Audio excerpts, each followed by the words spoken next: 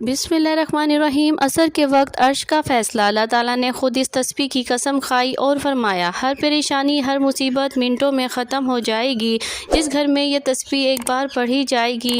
मोहतरम नाज़रीन, आज की ये तस्बीह आपकी परेशानी और मुश्किलों के पहाड़ों को तोड़ने वाली है। आज हम इस हकीकत का पर्दा उठाएंगे कि आखिर वो कौन सी तस्बीह है जो हर मुसीबत, हर परेशानी को मिनटों में ख़त्म कर देती है।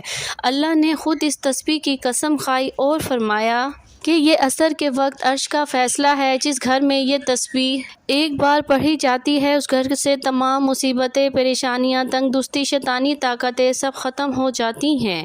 उसकी फ़जीलत के लिए अल्लाह रब्बुल इज़्ज़त ने कसम जैसा ज़ोरदार ऐलान फरमा दिया और ये फरमाया कि जो ये तस्बीह असर के वक्त पढ़ता है तो उसकी तमाम मुश्किलें आसान हो जाती हैं।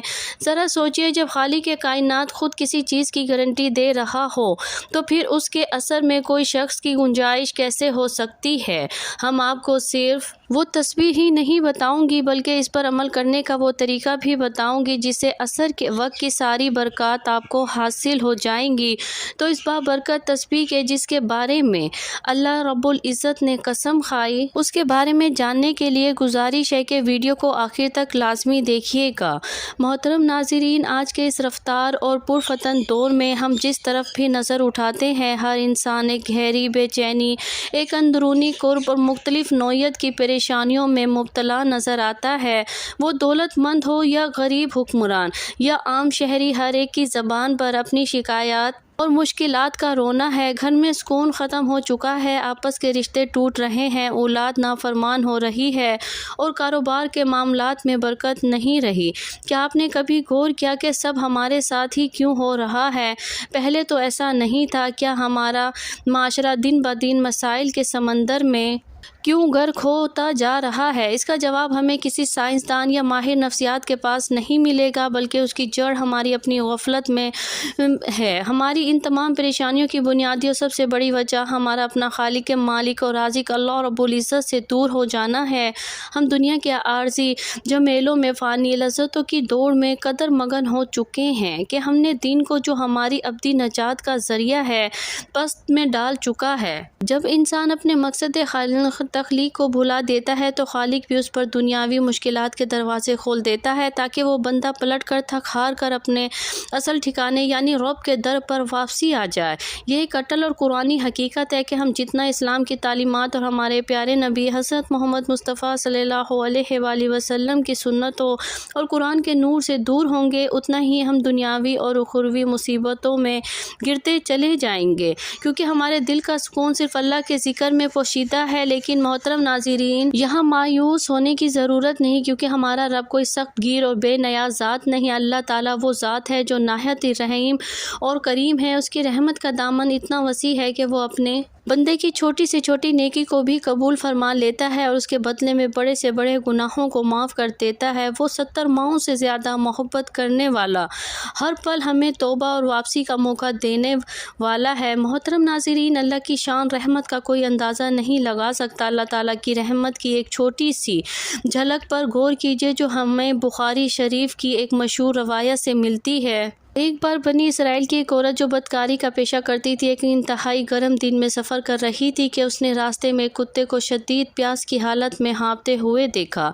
कुत्ता प्यास के मारे कीचड़ चाट रहा था। इस औरत ने कुत्ते पर रहम खाते हुए फ़ौरन अपने चमड़े के मोज़े में कुएं से पानी निकाला और इस प्यासे कुत्ते को पिलाया। वो अमल दुनिया की नज़र में मामूली था, मगर अल्लाह रब्बुल इज़्ज़त ने उस बेज़बान जानवर पर रहम करने के इस अमल को कबूल फरमाया और उसी एक नेकी के बदले इस औरत के तमाम गुनाहों को माफ़ फरमा दिया। सोचिए, अगर एक फहशा औरत के एक कुत्ते पर रहम करने के अमल को अल्लाह ताला ने बख्शिश का ज़रिया बना दिया, फिर अगर हम इंसानों पर रहम करें और अपने रिश्तों को जोड़ें और सबसे बढ़कर अपने रब से ताल्लुक़ मजबूत कर लें तो हमारी परेशानियां, मुश्किलात और गम कितनी ही जल्दी ख़त्म हो सकते हैं। इसी तरह एक और मशहूर हदीस कुदसी में, जिसमें अल्लाह ताला फरमाते हैं, ए इब्ने आदम, अगर तू मेरे पास ज़मीन भर कर गुनाह लेकर आए اور میرے ساتھ کسی کو شریک نہ کیا ہو تو میں اتنی ہی مغفرت لے کر تیرے پاس آؤں گا، اور یہ ہے ہمارے رب کی بڑائی اور غفارت کی شان۔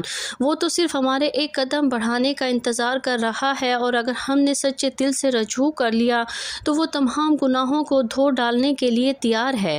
اب جب ہم نے اپنے رب کی شان کریمی کو سمجھ لیا تو ہمیں یہ بھی جاننا چاہیے کہ اس سے تعلق کیسے جوڑا جائے، کیونکہ تعلق جوڑتے ہی ہر مشکل، ہر پریشانی ختم ہو جائے گی۔ اللہ سے تعلق جوڑنے کا سب سے پہلا اور اہم راستہ 5 وقت کی نماز ہے، جو دین کا ستون، ایمان کا عملی ثبوت ہے۔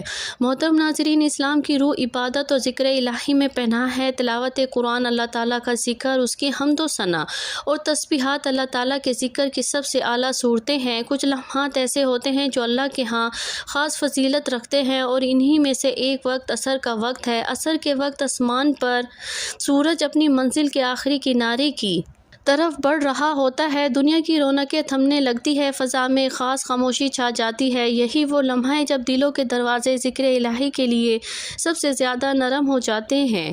اسی ساتھ میں عرش کے فیصلے کے وقت جب کوئی اخلاص نیت سے یہ تسبیح پڑھنا شروع کرتا ہے تو رحمت الہی کے دروازے اس کے لیے کھلنے لگتے ہیں، اس کی ہر مصیبت، ہر مشکل منٹوں میں ختم ہو جاتی ہے، اس کے گرد فرشتے حصار قائم کر لیتے ہیں، وہ اللہ تعالیٰ کی حفاظت میں آ جاتا ہے اور شیطان اس کے قریب بھی نہیں آ سکتا۔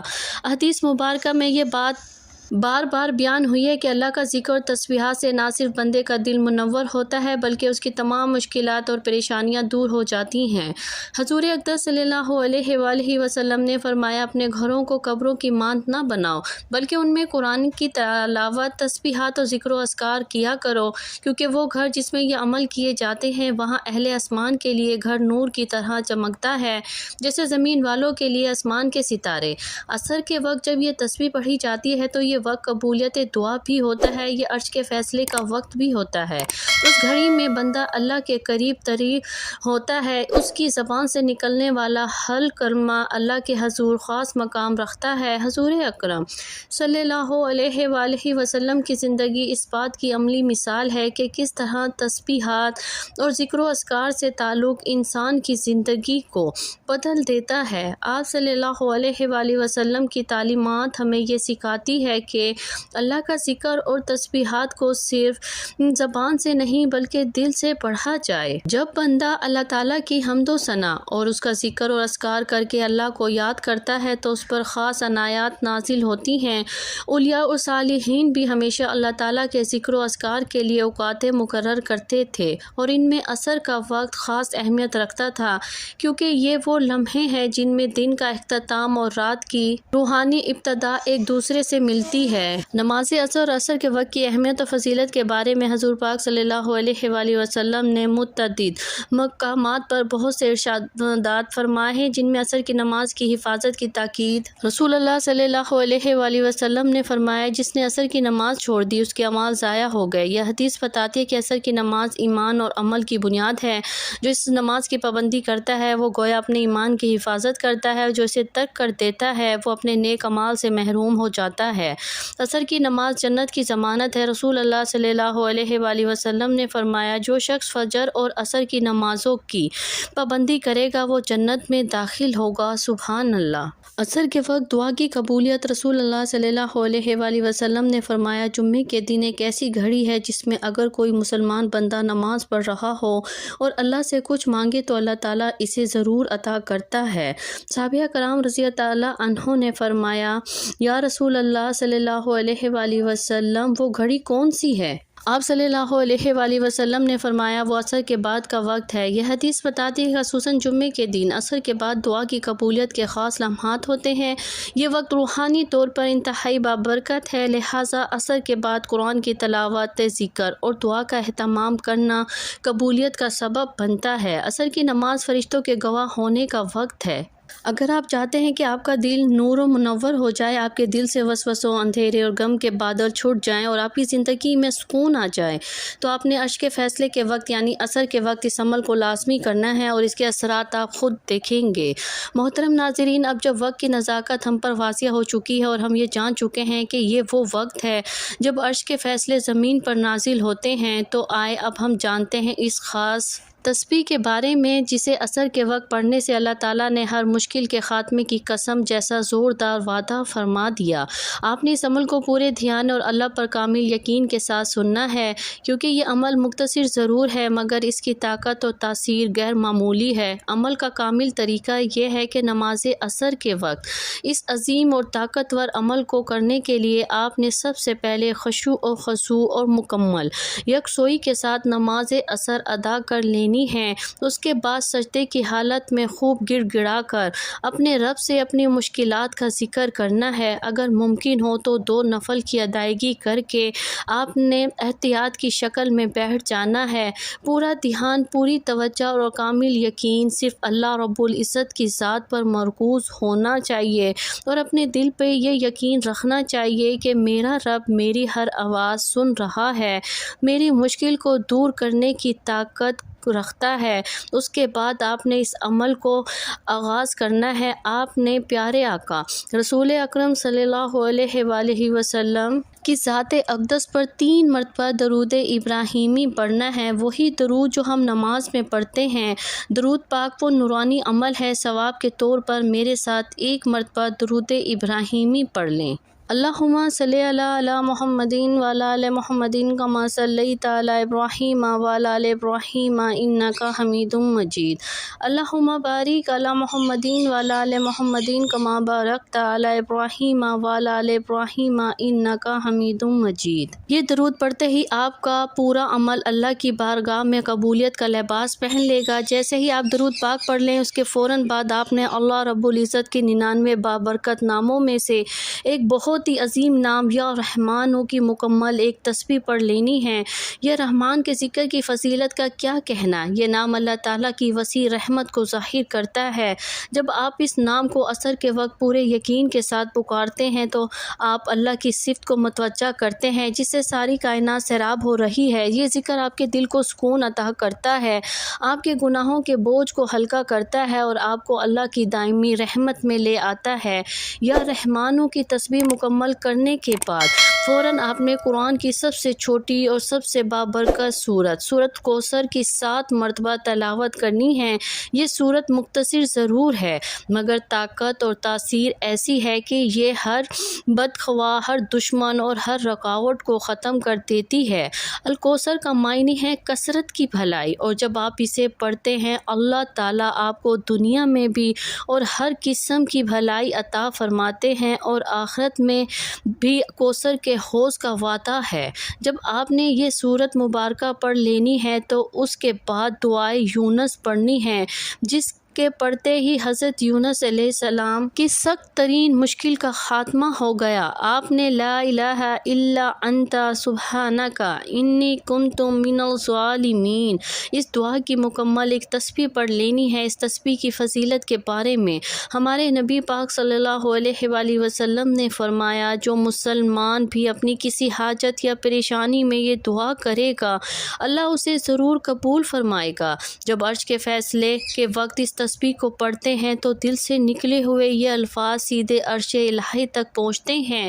یہ تسبیح آپ کی تمام مشکلات، پریشانیوں اور تنگیوں کو اس طرح ختم کر دیتی ہے جس طرح اس نے حضرت یونس علیہ السلام کو مچھلی کے پیٹ کی تاریکیوں سے نجات دی۔ جو ہی آپ یہ تسبیح 100 مرتبہ کی تعداد میں پڑھ لیں تو آخر میں آپ نے وہی درود پاک پڑھنا ہے جو شروع میں پڑھا تھا۔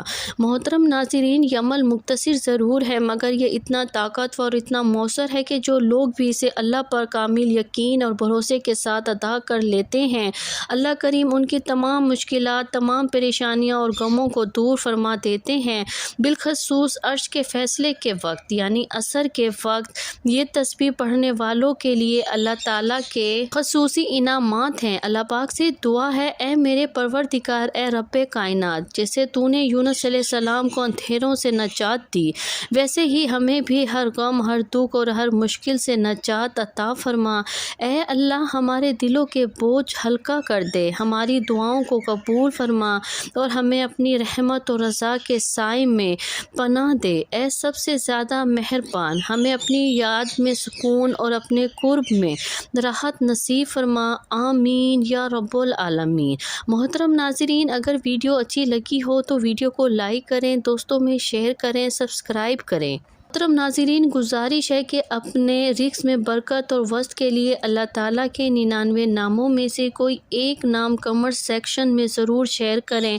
اگلی ویڈیو کے لیے اجازت دیجیے۔ اللہ حافظ۔